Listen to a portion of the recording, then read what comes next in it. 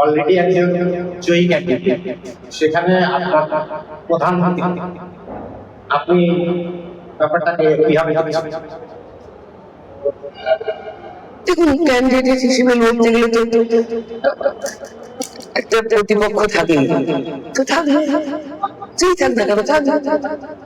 আমি তার সম্বন্ধে কি বলতে যাব? মানে তার অবস্থা রাস্তা আপনি শোনার পরে যেখান থেকে আমি যাতায়াতের সময় সবসময় মানে বাইপাস হওয়ার আগে যখন সবসময়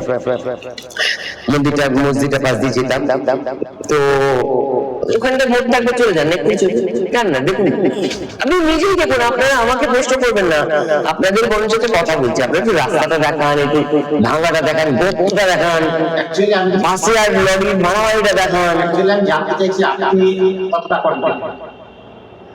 প্রশ্ন, আমি তো আমার কনফিডেন্স দিয়ে তো ভোট যেতে না, ওখানে প্রার্থীরা প্রবলেম করে ফেলে, ভুল করে ফেলে। কনফিডেন্স তো মানুষ, তাদের মুখের দিকে তাকিয়ে আমি আনন্দ পাচ্ছি। কনফিডেন্স প্রার্থী হয়ে কি করবো আমি? সাধারণ মানুষ চায় এমন একজন ব্যক্তি তাদের মধ্যে থেকে কাজের নেতৃত্ব দেবে, তাদেরকে পরিচালিত তুমি আছেন, তুমি নিজে একজন, আর আপনি একজন মহান পরিস্থিতি কি বদলাবে? আপনার আমাকে দেখে কোথায় সেলিব্রিটি মনে হয় সেটাই আমি বুঝতে পারছি। আপনাকে আমাকে আর দেখে সেলিব্রিটি মনে হয়? আমি কোনো এক সময় ছিলাম, তখন আমি ভালো রোজগার করতাম, অনেক ভালো থাকতাম, ওই এখানকার নেতৃত্ব আমার বাড়ি গিয়ে দেখেছি। আপনাকে যদি সেলিব্রিটি না বলা হয় তাহলে সারা জীবনের আপনার কর্মকে অসম্মান করবেন। দেখুন, সেটা আপনার বক্তব্য, আপনি সেলিব্রিটি আমাকে ভাবতেই পারেন, তাতে আমার কিছু করার নেই। আমাকে পশ্চিমবঙ্গের মানুষ চেনে, তার বাইরে চেনে, মহারাষ্ট্রে চেনে, লন্ডনে টিউব রেল তখন মানে ওখানে যেতে গেলে তখন ওখানে চিনতে পারতো, এখন জানি না বুড়ো হলে চিনতে পারবে কিনা, বাট এনিওয়ে সারা ভারতেই আমাকে মানুষ কিছু না কিছু কম বেশি চেনে। তো সেটা তো আমার দোষ নয়, সেটা তো একটা কর্ম ছিল, এটা তো আমার প্রফেশন ছিল। আমার অ্যাক্টিংটা ছিল প্রফেশন, এবং আমার মানে পলিটিক্সটা হচ্ছে আমার নেশা, ওটা আমার পেশা নয়। আমার অ্যাক্টিংটা আমার মানে আমি তো মানে ওই তিনশো দলের মতো লোকজন নেই যে রাজনীতিটা করেই আমাকে পেট চলতে হবে। বাড়ি ইলেকট্রিক বিলটা কি রাজনীতি করে উঠবে নাকি? আমার পেশা ছিল, সেই পেশা দিয়েই তো আমি রোজগারটা করে আজকে আমি ইলেকট্রিক বিলটা ভরতে পারি। বিজেপি করে যারা, তাদের এভাবে জীবন কাটাতে হয়।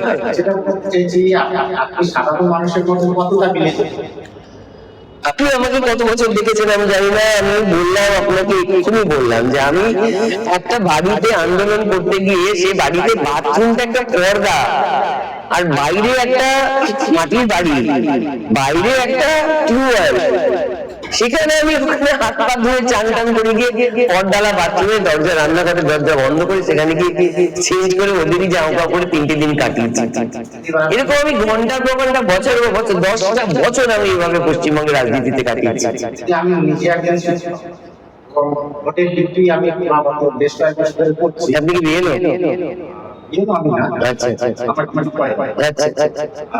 ভোটের ডিউটি করতে গিয়ে আমাদের যে অভিজ্ঞতা আছে যে চুরি কোন লেভেলে হতে পারে, 3টে জায়গায় মূলত আমরা দেখতে পাচ্ছি। এক হচ্ছে ভোটের আগে অনবরত তাদেরকে টাকা নিয়ে ভয় দেখাতে, 2 নম্বর হচ্ছে গভীর রাতে বুথে গিয়ে চুরি করার চেষ্টা করা হচ্ছে, আর 3 নম্বরে, এটা আপনি শুনলে অবাক হবেন, আপনার মাধ্যমে আমি জানাতে চাইছি এই কারণে যে আমাদের ইলেকশন কমিশন একদম নিচু তলা থেকে অনেক তথ্যই জানে।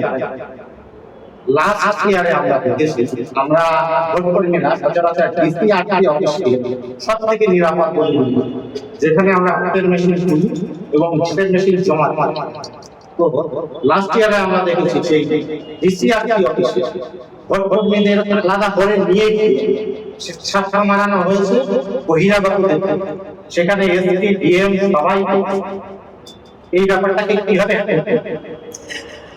প্রথমত আমাদের নির্মম সরকার ভীষণ রেগে গেছেন এইসব কারণের জন্য, কারণ ওনার যে প্রচলিত প্রসেস গুলো ছিল সে সব এখন অনেক গুড়ে বালি, সে গুড়ে পুরোই বালি, যেখানে যেখানে ভোট কাউন্টিং হতো সেখানে সেখানে হবে না।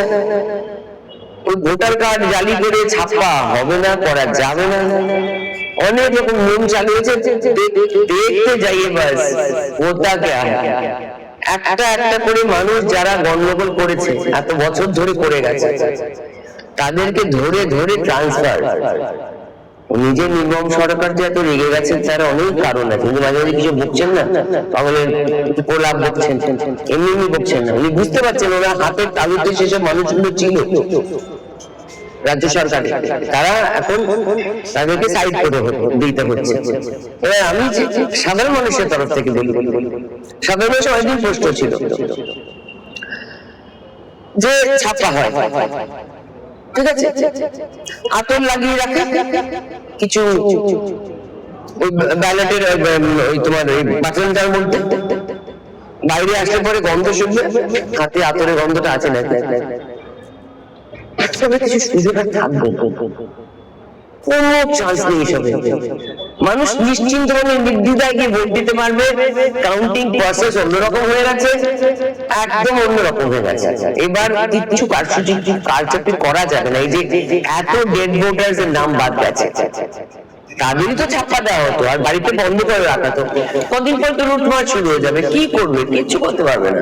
সংবিধান অনুযায়ী আমরা যে মৌলিক অধিকার ভোগ করি তার মধ্যে অন্যতম একটা অধিকার হচ্ছে আমরা প্রত্যেকটা ভারতবর্ষের যে কোনো রাজ্যে গিয়ে বসবাস করতে পারি এবং যে কোনো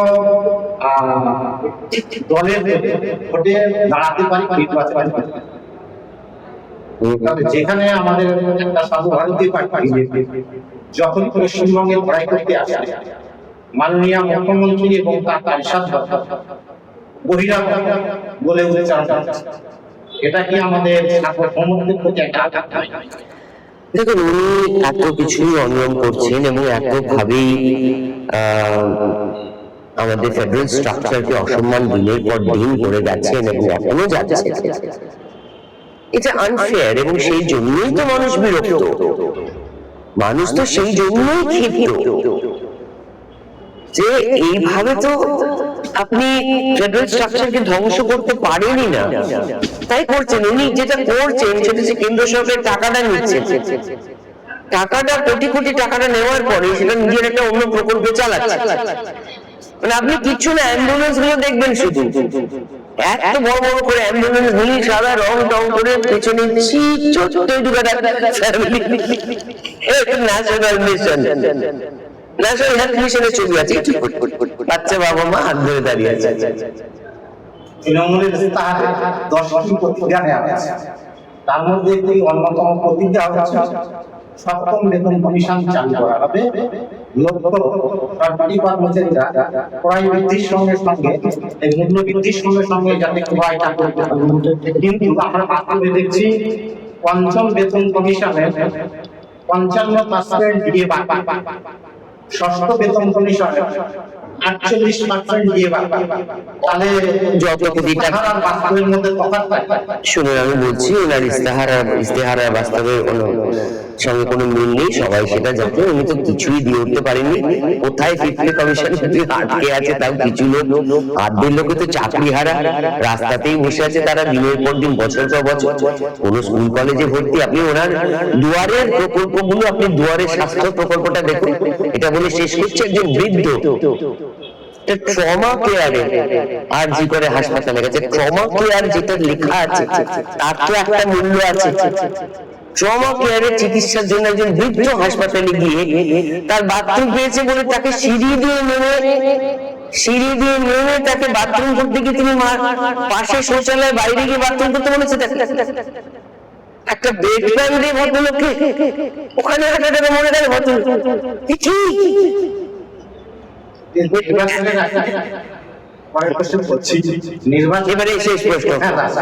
নির্বাচনের আগে বিজেপি থেকে ঘোষণা হয়েছে মাননীয় প্রধানমন্ত্রী নরেন্দ্র মোদী 17খানা সভা করবেন, তাহলে আমাদের যে 294টা ডিস্ট্রিক্ট রয়েছে, আপনাদের যে প্রতিনিধিরা হচ্ছেন যারা ভোটে দাঁড়িয়েছে তারা কিভাবে আত্মনির্ভর হবে? তাদের অ্যাক্টিভিটি কিভাবে সামনে বুঝলাম না, মানে নরেন্দ্র আসল তো 17টা সভা বলে কি বলছেন? সেটা মেন ফোকাস নরেন্দ্র মোদী 17খানা প্রত্যেকটা প্রতিনিধি ইন্ডিভিজুয়াল জনগণের মধ্যে একটি সভা করে নিজেকে প্রকাশ করলেন। দেখুন, আমি ওনার সভা যা দেখেছি এত বছর ধরে, 2015 সালে আমি জয়েন করেছি রাজনীতিতে, তো প্রত্যেক বছর মানে প্রত্যেকটা ইভেন্টে ওনাকে দেখেছি। ওনার সভা খুব হয় এবং উনি প্রচুর পরিশ্রম করেন আমাদের জন্য। এখন সেখানে কটা সংখ্যা আমি এখনো জানি না। মেনলি যেটা হয়, উনি যেখানে প্রোগ্রাম করেন তার পাশে 4-5 জন মানে 4-5টা অ্যাসেম্বলি কনস্টিটিউয়েন্সি প্রার্থীদের নিয়ে বসা হয়, সেখানে উনি থাকেন। উনি কটা সংখ্যায় করবেন কি না করবেন আমি জানি না। মানে আমরা তো প্রধানমন্ত্রীকে আমাদের আদর্শ এবং কার্যকর্তা মানি, তার সঙ্গে উনি দেশেরও প্রধান, দেশেরও ভার ওনার উপরে। তো উনি তো কিছু স্পেশাল সভা করবেন, আমরা ওনার সৈনিক হিসেবে আমরা আমাদের মতন করে সভা করব, আমাদের মতন করে, যেখানে যা প্রয়োজন সেখানে সেটা করব।